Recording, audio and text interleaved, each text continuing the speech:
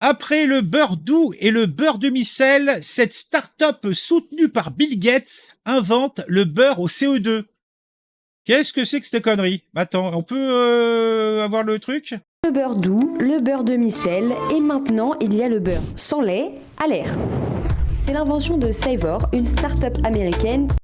Ah ben, du beurre, plutôt du beurre sans lait et avec de l'air dedans, je suis pas très sûr que ça soit très nourrissant.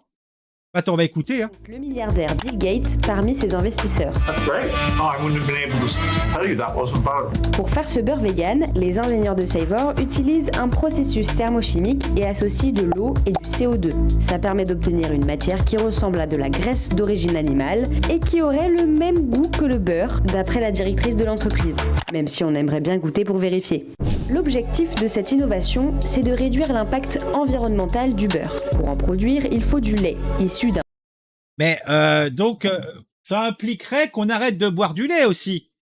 Parce que bon... donc ça veut dire qu'on arrête de manger du fromage.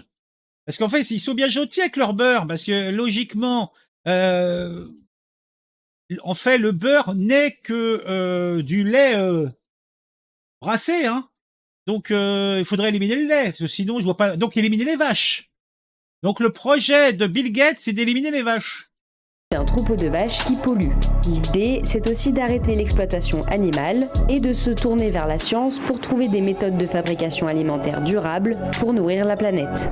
Savor espère rapidement avoir les autorisations pour commercialiser son beurre, mais surtout, elle ne compte pas s'arrêter là. De la glace, du lait, du fromage, de la viande, l'entreprise travaille sur une version synthétique de tous ses produits.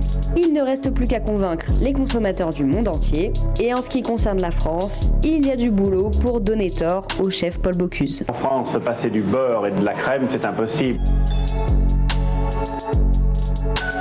Bah si les pauvres, si je vous avais raconté l'anecdote, hein, en fait je commande parce que je commande sur internet, je commande de la viande hachée 5% et il y a une case où tu dois activer genre ne pas remplacer et je l'ai pas activé et donc ils m'ont envoyé à la place une sorte de viande, un truc qui peut même pas légalement appeler, ils peuvent même pas appeler ça légalement de la viande, où il y a 40% de viande dedans. Et quand on te dit c'est 40%, en vérité, ça doit être à peu près 25%, le reste, ça va être des nerfs, de la graisse. Donc, il y a 40% d'un truc, parce que d'ailleurs, le truc surgelé, il est blanc. C'est une viande, à la limite, elle doit être rouge, au minimum rose. Elle est blanche, elle est grise. Ah, le truc, ils appellent ça un burger, tu vois, là. Donc, de la merde, si leur truc, elle est vendue pas cher, bah, elle sera bouffée par les pauvres. Hein. Par contre, les gens qui ont du pognon, bah, ils voudront du vrai beurre, hein, de préférence. Hein. Ah non, mais sérieux, quoi. Ah oui, bah, Maximus a tout à fait raison. C'est l'aile ou la cuisse. On y vient très lentement, mais on y vient. On y vient. L'entreprise américaine Savor a présenté son beurre complètement synthétique, élaboré chimiquement à base de dioxyde de carbone et d'eau. Ah, mais il y a bien autre chose. Il n'y a pas que de dioxyde de carbone et de l'eau. Hein, je sais pas, il y a quand même un truc qui se mange. Il y a le beurre doux, le beurre demi-salé. Désormais, il existe le beurre sans lait à base d'air. Il s'agit d'une invention créée par Savor, une start-up américaine soutenue par le milliardaire Bill Gates. Ce beurre synthétique s'inscrit dans une démarche de réduction d'empreinte carbone et d'innovation alimentaire durable. Bien sûr, t'as raison. Comme nous l'expliquons dans la vidéo en tête d'article, les ingénieurs de Savor utilisent un processus thermochimique. Alors déjà, thermochimique, ça me laisse rêveur. Alors j'imagine que ça, tu le fabriques pas ça dans ton petit atelier. Non, non, tu fabriques ça dans une usine pétrochimique. Donc, ils sont en train de nous expliquer qu'ils veulent en faire réduire les trucs carbone, je sais pas quoi là, mais dans un environnement pétrochimique.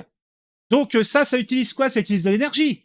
Beaucoup d'énergie même pour fabriquer tout ça. Donc en fait, ils veulent transformer le soleil qui alimente donc la terre. Il y a des plantes qui poussent. Donc ces plantes sont bouffées par des vaches. Les vaches, donc après, sont tréées. Il y a du lait. Après, on va dans le machin, on le fait tourner. Ça fait du lait, ça fait du beurre, ça fait tout ce que tu veux. Non, eux, ils veulent passer directement. C'est énergie nucléaire ou énergie machin directement par l'usine. Il n'y a pas de logique là-dedans. À la limite, il faut plutôt apprendre aux gens à mieux manger, à moins manger. Mais c'est des conneries, quoi. Ils ont mis au point, par contre, aller dans l'espace, là, dans l'espace, ils pourront fabriquer, ça fera du beurre dans l'espace, hein, parce qu'on va pas amener des vaches dans l'espace. Très bien, faites ça. Ils ont mis au point une technique qui consiste à prélever du dioxyde de carbone dans l'air et de l'hydrogène dans l'eau. Alors, prendre de l'air, du carbone dans l'air, ça demande de l'énergie. Prendre de l'hydrogène dans l'eau, ça demande de l'énergie. Et beaucoup d'énergie. Donc, quand on nous parle, je suis pas sûr que le quota énergie consentie, rapport énergétique, machin, ça soit très favorable. Hein. Moi, j'ai quelques doutes là encore. Hein. À les chauffer et à les oxyder pour déclencher la séparation des acides gras, puis la formulation de graisse. Cette méthode permet d'obtenir une matière qui ressemble à de la graisse d'origine animale et qui aurait le même goût que le beurre, d'après le milliardaire et la directrice de l'entreprise. Bon, alors, on attend de goûter. Hein. L'objectif, alors en plus, à ça, tu dois rajouter tous les arômes que tu devras ajouter pour que ça ait le goût que tu veux. L'objectif de cette innovation est de réduire l'impact environnemental du beurre. Pour en produire, il faut du lait issu d'élevage bovin, une grosse source de pollution. Bah oui, bien sûr. Ah là là là. L'idée, c'est aussi d'arrêter l'exploitation animale. Oui, bien sûr.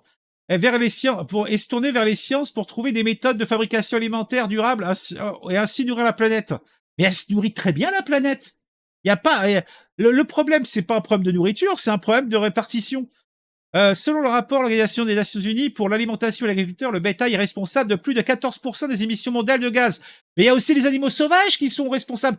Je pense qu'il faudrait qu'on élimine tous les animaux. Je pense que là, on va réduire. Mais moi j'ai une autre solution. C'est on élimine à peu près les 2/3 de l'espèce humaine. Là, on peut laisser tout le bétail. Hein. Ouais, non, mais tant qu'à être dans la logique. Parce que là, il faut aller jusqu'au bout de la logique de ces gens-là. Si ils sont en train de te parler du bétail, mais ils pensent humain. Il y a trop d'humains.